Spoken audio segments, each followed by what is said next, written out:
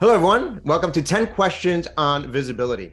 I'm Adrian Gonzalez, founder and host of Talking Logistics, and I'm joined today by an expert in visibility, Bernard Schmaldienst, who is Director of Visibility Tribe at Transporeon. Well, we asked you, the audience, to submit your questions on real-time supply chain visibility. And as you can imagine, we received a ton of questions, but we only have time to respond to about 10 of them today. So I'm going to look through the questions and kind of focus on the ones that have been asked the most. So Bernard, you ready to get started? Sure, looking forward to it.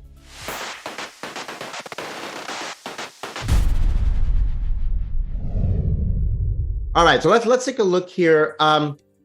It seems like we've gotten a lot of questions related to data. And I know, when I talk to a lot of executives about, supply chain visibility, which is, top of mind topic for them, one of the challenges is always, hey, the data is in so many different places, how do you get it all together? So this question is kind of related to that, which is, which data sources is Visibility Hub using to collect data?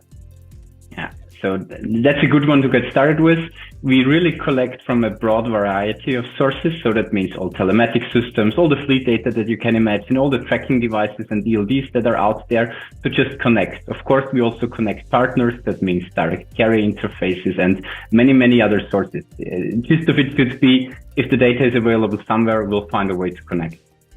Great. And is that connected via, APIs or things like that?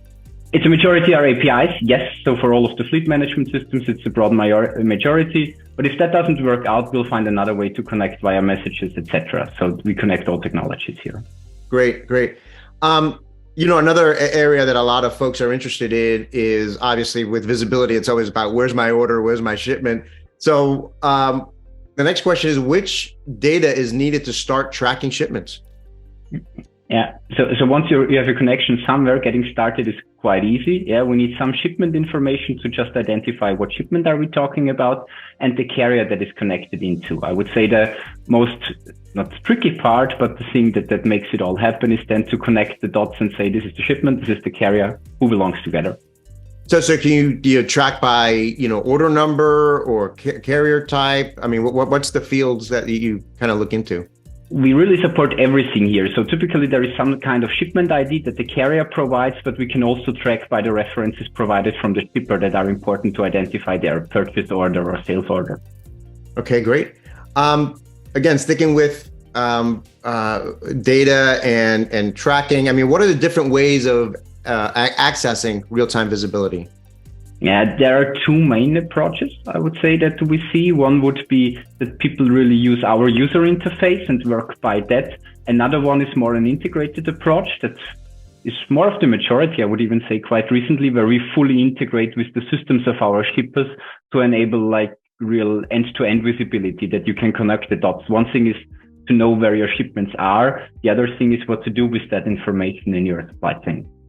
Yeah, no, absolutely right. I mean, I think that's where a lot of the logistics professionals that I talk to is being able to integrate that visibility into their operation systems to, again, be able to take action on that. Now, here's a question that I hear a lot, and there's always kind of again another concern that shippers tend to have and others is, what happens to the visibility data that you collect? Can it be used by other companies, or is it strictly private and just for Transporeon? Very important to openly talk about that. First of all, data privacy to us at Transporeon and Trimble, it's crazy important to us, right? In our visibility control center, that's how we call the area where you give all the consensus or don't give it, right? If you don't want to share, you just decide as a transport company, what do you share with your network and what do you want to keep for your own? Of course, if you agreed with the shipper to share, you should also flag it as I want to share on that one. But that's just like where you have all the control. And important is, of course, we use the data to provide value within our transportation management platform. It would make no sense if we connect an information for a network that we don't share for the intended use case, but we don't go beyond that. Okay, great. Yeah. So again, a lot of questions related to that. There's also a lot of questions related to transportation modes too. A lot of shippers today, obviously, operate in a variety of different modes. And so I guess the most basic question being asked is, which transport modes does Visibility Hub support? Yes, and that's a good one. Yeah, also forward looking. We started off like the majority in the market with road and ocean tracking. So that's where the market is quite mature right now. We have MVPs ready for air and also rail right now. And parcel can be included as well. So we want to cover all modes of transport. Sometimes we partner, sometimes we collect the raw data on ourselves to give the real 360-degree view on all your shipments that are floating around there. Great. And I guess a related question to that is, how big is your carrier network? Yeah, important one. That's like, what value can you add? We have around 160,000 carriers connected. What I like to point out here is it's not just about the pure number. So the number is big. I get it. It's also important. What's the quality of the carriers connected? And we strive here to really sort out the ones that are not active or not really connected, just to keep the number high.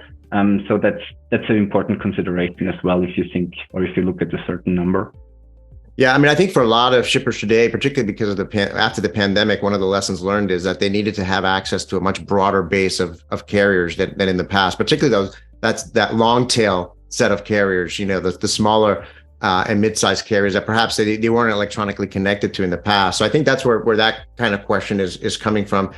Let's see. This one's a little bit specific, but I'm going to ask it anyway. Can Visibility Hub detect transshipments and tractor switches? Oh, wow. We are going to the specifics now. Yeah. There are specific use cases, and it's important, right? People optimize their supply chains, and it's going further and further beyond.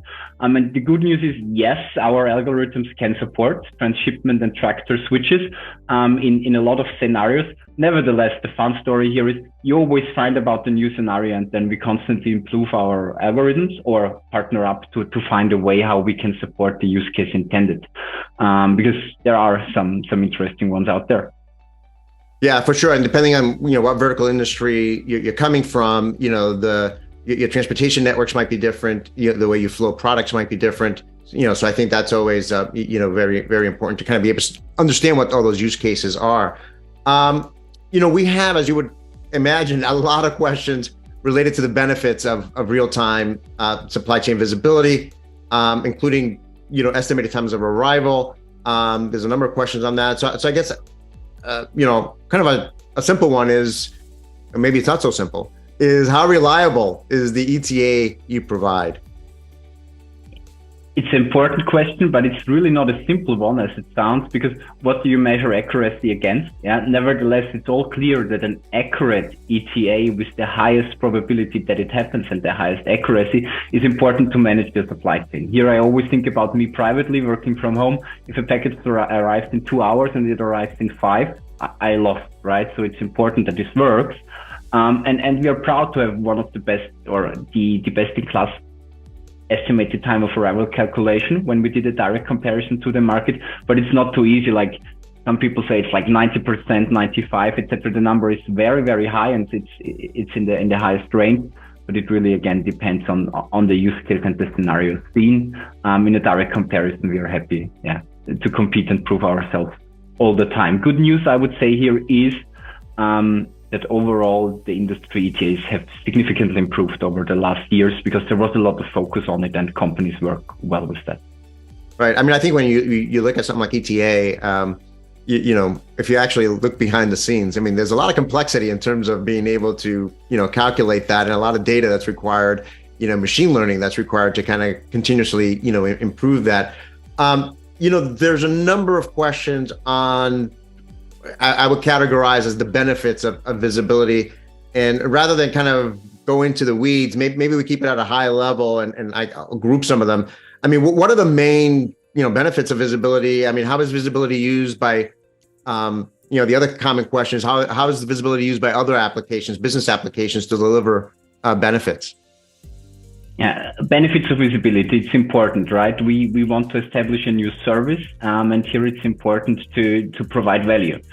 Lately, we see a big transition ongoing, and the conversations really changed from, Bernhard, can we do something about visibility? Or, Bernhard, what can we do with visibility in the context of all our logistics network? So we see a transition from visibility as a, let's call it a standalone feature where you look what is happening and try to get value from that. You can get value on that, but there is a cap to it. It's not the maximum that you can make out of it.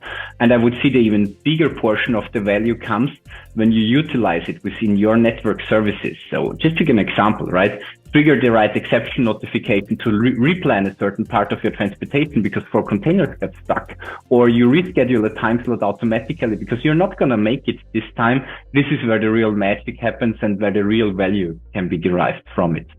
Yeah, no, absolutely. I mean, I think when I've seen, a variety of different case studies or when I've talked to shippers in this area, certainly there are transportation related business benefits, but it extends beyond that. There's benefits in the warehouse, there's benefits from a customer service perspective. So I think companies that have done this successfully have really taken a broad view of what the business benefits can be enabled by real-time supply chain visibility. Well, Bernhard, we've got the 10th question. I'm going to shift gears and move away from supply chain and logistics altogether. I'm going to ask a fun question so that we end on a fun note. So if you could pick any superhero power, what would it be? Would it be to fly? Would it be invisible, superhuman strength? I would definitely go to fly around and see the world from a totally different angle and learn something new that I've never considered before. Yeah, I guess that would be it. Yeah, I think flying would be my top choice. But I think if I couldn't fly, maybe it's to have perfect end-to-end real-time supply chain visibility. I mean, I think that would be a cool superhero power too, wouldn't it? Yeah, that would be great. Yeah, or just duplicating yourself. Yeah, so that you can enjoy time with the family while still working, which is both great, but it's always a time crunch. So that would work well too. Absolutely. Well, that's all the time we have for today. Bernhard, thank you very much for joining us in this lightning round conversation on real-time visibility. Thank you to all of you who submitted questions. Obviously, we couldn't, get to all of them, today, but I hope that you learned something new on real-time supply chain visibility. I look forward to seeing you all again on our next 10 questions episode. Thank you, Adrian.